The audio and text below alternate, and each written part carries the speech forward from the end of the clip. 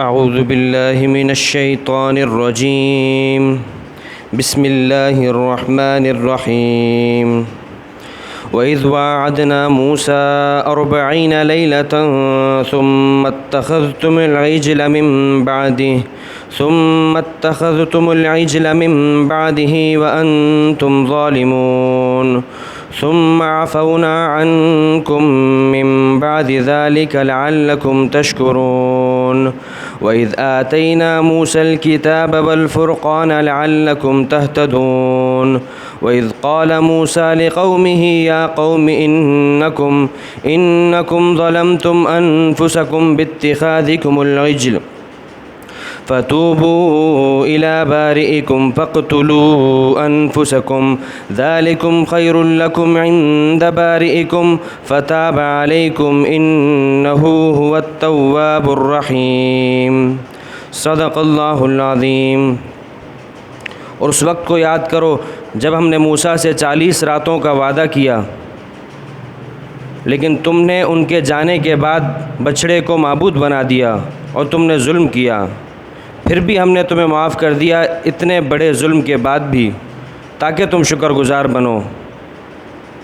اور یہ اس وقت تھا جب ہم نے موسیٰ کو کتاب اور حق اور باطل کے درمیان فرق کرنے والی چیزیں عطا کی تھیں تاکہ تمہیں راہ مل جائے۔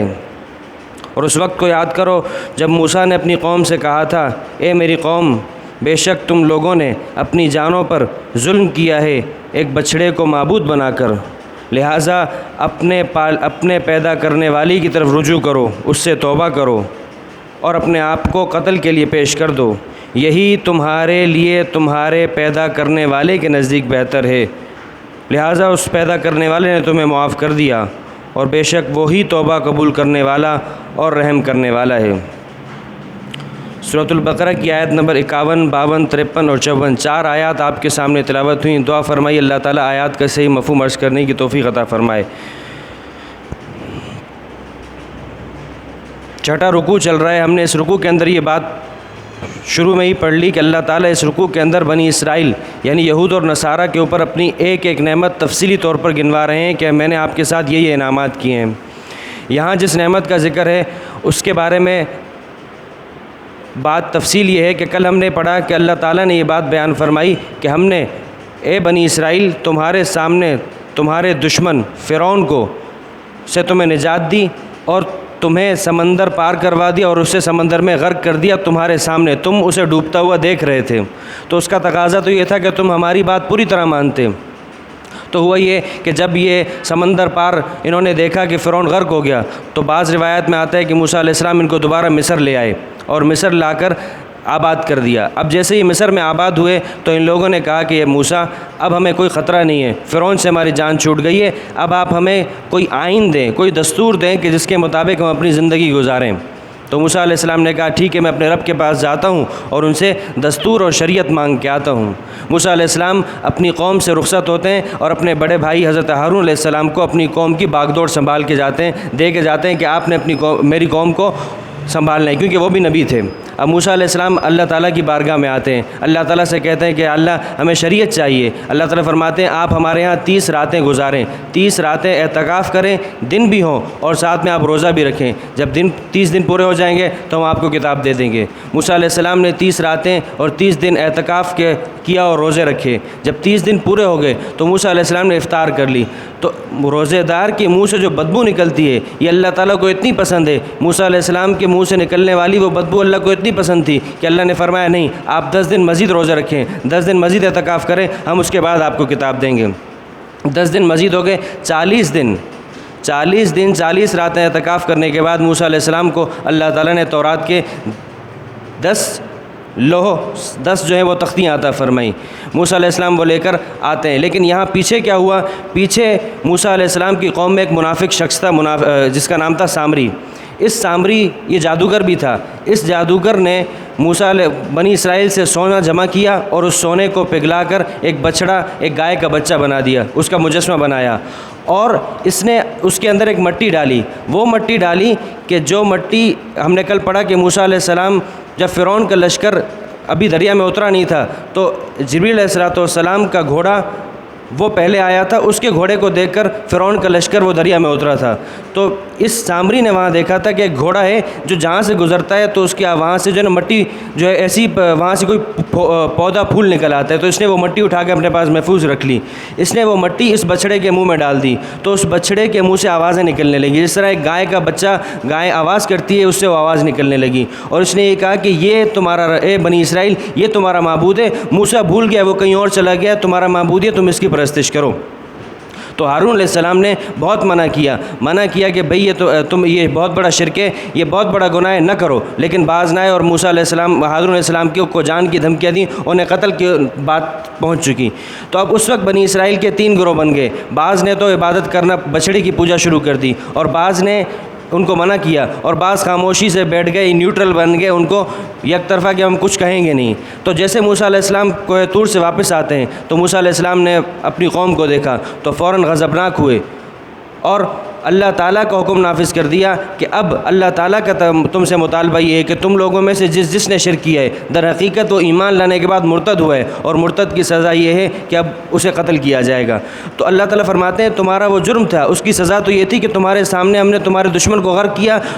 ہونا تو یہ چاہیے تھا کہ اگر تم اتنا بڑا شرک کیا ہے تم نے تو اس کے بعد ہم تمہیں بالکل معاف نہ کرتے، لیکن پھر بھی ہم نے تمہیں معاف کیا۔ تو اللہ تعالیٰ اس معافی کو اور کتاب کے دیے جانے کی نعمت کو ان آیات میں ذکر کرتے ہیں۔ اللہ تعالیٰ فرماتے ہیں وَإِذْ وَعَدْنَا مُوسَىٰ، اور یاد کرو اس وقت کو جب انہیں موسیٰ سے وعدہ کیا 40 لیلۃً 40 راتوں کا، پہلے 30 تھیں پھر 10 بڑھا دیں۔ اسی سے علماء نے لکھا ہے کہ 40 راتیں اور 40 دن اگر کوئی بندہ جت کر اللہ کی راہ میں لگا لے، اللہ کی راہ میں یکسو ہو جائے تو اللہ تعالیٰ اس کی زندگی بدل دیتے ہیں۔ جسے کہا جاتا ہے صوفیہ کے ہاں اگر کوئی چلہ کاٹ لے اللہ کے لیے بالکل یکسو ہو جائے۔ اور 40 کے عدد میں یہی روایت میں آتا ہے کہ اگر کوئی شخص تکبیر اولیٰ کے ساتھ 40 دن تک نمازیں پڑھ لے تو اس کو کیا ملتا ہے؟ 2 پروانے ملتے ہیں، جہنم سے برات کا اور دوسرا منافق۔ ایسا شخص نہ منافق ہو سکتا ہے اور نہ ایسے شخص پر جہنم کی آگ حرام ہو جاتی ہے۔ تو 40 کی عدد پر شریعت نے اللہ تعالیٰ نے خاص تاثیر رکھی ہے، اسی لیے مختلف چیزوں کے لیے علماء نے 40 کی عدد کو رکھا ہے، وہ اسی آیات اور انہی کے جیسی روایات کے پیش نظر۔ تو اللہ تعالیٰ فرماتے ہیں جب ہم نے موسیٰ علیہ السلام سے 40 راتوں کا وعدہ کیا تو ہم نے تو وعدہ کیا تھا کہ ان کو بلا کر ہمیں شریعت دیں گے، لیکن تم نے کیا کیا؟ تم اتخذتم العجل من بعدی، لیکن وہ تو کوہ طور پر پہنچے تھے، تم نے پیچھے سے ایک بچڑے کو معبود بنا دیا۔ کس کے ذریعے سے؟ ایک سامری نے تمہاری یہ سب کچھ کیا تھا۔ وانتم ظالمون، اور تم نے بڑا ظلم کیا۔ ظلم کیوں؟ شرک سب سے بڑا ظلم ہے۔ کرۂ ارض پر، زمین کی سطح پر اللہ کے سب سے بڑی نافرمانی، سب سے بڑا گناہ یہ ہے، سب سے بڑا ظلم یہ ہے کہ کوئی آدمی اللہ کا انکار کر دے یا اللہ کے ساتھ کسی کو شریک کرے۔ حضرت لقمان علیہ السلام اپنے بیٹے کو نصیحت کرتے ہیں، پہلی نصیحت بیٹا اللہ کے ساتھ کسی کو شریک نہ کرنا۔ کیوں؟ فَإِنَّ الشِّرْكَ لَظُلْمٌ عَظِيمٌ، کیونکہ شرک جو ہے یہ سب سے بڑا گناہ ہے، سب سے بڑا ظلم ہے۔ اللہ تعالیٰ فرماتے ہیں ثُمَّ عَفَوْنَا عَنْكُمْ، لیکن پھر بھی ہم نے تمہیں معاف کر دیا۔ معاف کس طرح کیا اس کی ترتیب آگے آتی ہے، لیکن اللہ تعالیٰ فرما رہے ہیں ثُمَّ عَفَوْنَا عَنْكُمْ مِن بَعْدِ ذَلِكَ، اتنے بڑے ظلم کے بعد بھی ہمیں تمہیں معاف کر دیا۔ لَعَلَّكُمْ تَشْكُرُونَ، تاکہ تم شکر گزار بنو، تم اللہ کا شکر ادا کرو۔ اور موسیٰ علیہ السلام کو ہم نے کیا دے دیا؟ آتینا الکتاب، ہم نے موسیٰ کو تورات دی، والفرقان، اور معجزات دیے، شریعت دی، وہ معجزات دیے کہ جن معجزات کے ذریعے سے تم حق اور باطل میں فرق کر سکتے ہو، تمہارے سامنے جھوٹا نبی اور سچا نبی پتہ چل جائے۔ اللہ تعالیٰ فرماتے ہیں کہ ہم نے تمہیں یہ اس لیے دیا لعلکم تہتدون، تو تاکہ تمہیں راہ مل جائے۔ تم نے خود ہی نے کہا تھا کہ موسیٰ میں شریعت دو، ہم نے تمہیں شریعت دی، لیکن تم نے یہ ظلم کیا، تم نے اپنی جانوں پہ ظلم کیا، تم نے بچڑے کی عبادت کی، بچڑے کو پوجا۔ اب موسیٰ علیہ السلام اللہ کی بارگاہ میں عرض کرتے ہیں یا اللہ قوم نے بڑا ظلم کیا ہے، لیکن آپ ان کو بخش دیجئے۔ اللہ تعالیٰ فرماتے ہیں نہیں، ان کے اوپر جو اب سزا ہوگی وہ سزا نافذ کر دی جائے، اس کے بعد ہم ان کو بخش دیں گے۔ اب موسیٰ علیہ السلام اپنی قوم سے خطاب کرتے ہیں وَإِذْ قَالَ مُوسَىٰ، اور یاد کرو اس وقت کو جب موسیٰ نے اپنی قوم سے کہا یا قوم، اے میری قوم، اِنَّكُمْ ظَلَمْتُمْ أَنفُسَكُمْ، ارے تم ہی نے اپنی جانوں پر ظلم کیا ہے، تم ہی نے بچڑے کو معبود بنا کے شرک کیا ہے، لہذا فَتُوبُوا إِلَىٰ بَارِئِكُمْ، اب اپنے جو پیدا کرنے والا ہے اس کی طرف رجوع کرو، توبہ کرو۔ توبہ کیا ہے؟ فَقْتُلُوا أَنفُسَكُمْ، اپنے آپ کو قتل کے لیے پیش کر دو۔ تم میں سے جن لوگوں نے شرک کیا ہے وہ اپنے آپ کو قتل کے لیے پیش کر دیں۔ دیکھیے انسانی جان کی بڑی اہمیت ہے، بڑی قدر و قیمت ہے۔ لیکن جب یہ جان اللہ کی نافرمانی اور وہ نافرمانی شرک پر اتلا ہے تو پھر اس جان کی کوئی وقت نہیں رہتی۔ انسانی جان کا قتل شریعت میں آپ علیہ الصلوۃ والسلام نے فرمایا لا یحل دم امرئ الا باحد الثلاث، کسی انسان کا جان اس کا خون بہانا جائز نہیں مگر تین چیزوں میں سے کسی ایک وجہ سے، یا تو وہ پہلا یہ کہ وہ شادی شدہ زانی ہو، اگر ایک شخص نے شادی شدہ ہے اور زنا کیا ہے تو اب اس کو قتل کیا جائے گا، پتھر مار مار کے اس کو سنسار کیا جائے گا، اور وہ اپنے آپ کو توبہ جرم کر لیا ہے، گناہ کر لیا ہے، توبہ چاہتا ہے، جہنم کی ہمیشہ ہمیشہ کی سزا سے بچنا چاہتا ہے تو اپنے آپ کو پیش کر دے، اپنے جرم کا اقرار کر لے۔ روایات میں آتا ہے ایک صحابی تھے حضرت معاذ اسلمی، دیکھیے صحابہ گناہوں سے معصوم نہیں ہوتے، انبیاء معصوم ہوتے ہیں، صحابہ کی اللہ تعالیٰ حفاظت فرماتے ہیں، لیکن ایک صحابی حضرت معاذ اسلمی رضی اللہ تعالیٰ عنہ زنا کر بیٹھے، حضور کی مجلس میں آتے ہیں، آپ علیہ السلام سے فرماتے ہیں یا رسول اللہ انی قد زنیت، مجھ سے زنا ہو گئے، آپ نے منہ موڑ لیا، گھوم کے اس طرف آتے ہیں یا رسول اللہ مجھ سے زنا ہو گئے، آپ نے پھر منہ موڑ لیا، پھر تیسری طرف آتے ہیں اور کہتے ہیں یا رسول اللہ مجھ سے زنا ہو گئے، آپ نے پھر بالکل چہرہ پھیر لیا، چوتھی جگہ پر آ کے کہتے ہیں یا رسول اللہ مجھ سے زنا ہو گئے۔ جب 4 دفعہ اقرار کر لیا